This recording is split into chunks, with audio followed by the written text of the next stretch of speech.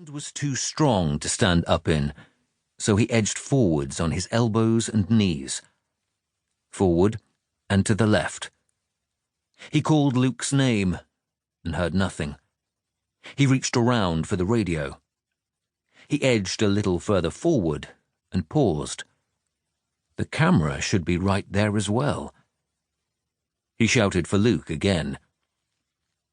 He wasn't frightened, yet. Luke wasn't far away. He was remaining calm, retaining an awareness of his surroundings. They had come down from the field hut by Skidoo, down the bank from the plateau and across the skiway. The Skidoos were parked a safe distance from the water. Doc had driven one to the foot of Priestley Head before climbing up to the cliffs. No more than 10 minutes away. When the storm cleared, they would regroup. He had left the camera bags with Luke and walked towards the water, onto the ice. 10 meters? 20? No more. It was clean ice and secure. The storm had come suddenly down from the top of Everard Glacier, behind them to the southeast. He was crouching with his back to the wind. Luke should be with the Skidoo and the bags away to his left. To his left and a little ahead. He shuffled in that direction, keeping his face away from the blast of the wind.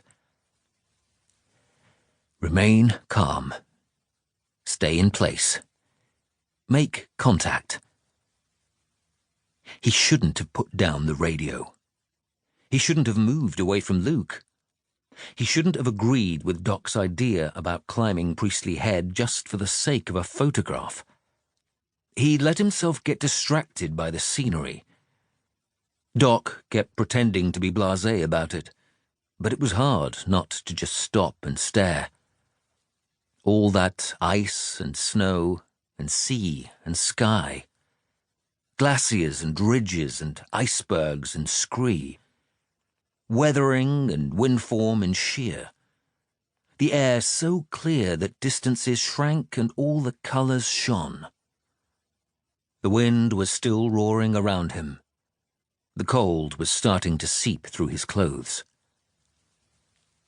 He thought he could hear the crackle of the radio, but he couldn't be sure.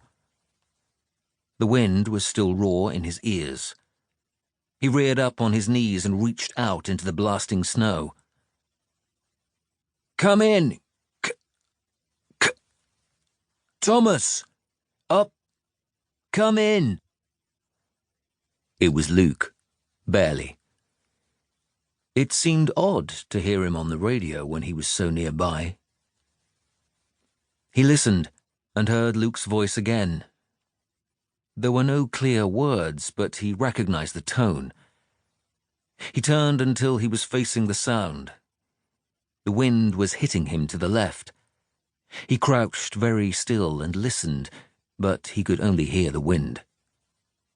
Being down on the ice like this was a mistake. Keep dry. Remain calm. Stay in place. Keep dry. He eased to his feet, keeping his body low. The gusts came and went, and he was knocked around, buffeted. He took 2 steps with his hands held out in front of him. The snow blasted against his back. He heard Luke's voice again. It was behind him now. Something shifted in the quality of the sound, and he saw open water at his feet, roiling grey against the whiteness. Something was wrong. The water should have been behind him. He backed away. He was definitely starting to feel the cold. He looked at the grey water and he concentrated. The wind was dropping slightly, but it was still hitting the left side of his face. The wind must have changed direction. He turned through 180 degrees, slowly. He edged forwards with his hands held out. There was the crackle of the radio again. Somewhere up ahead. He could hear Luke asking Doc Wright to come in.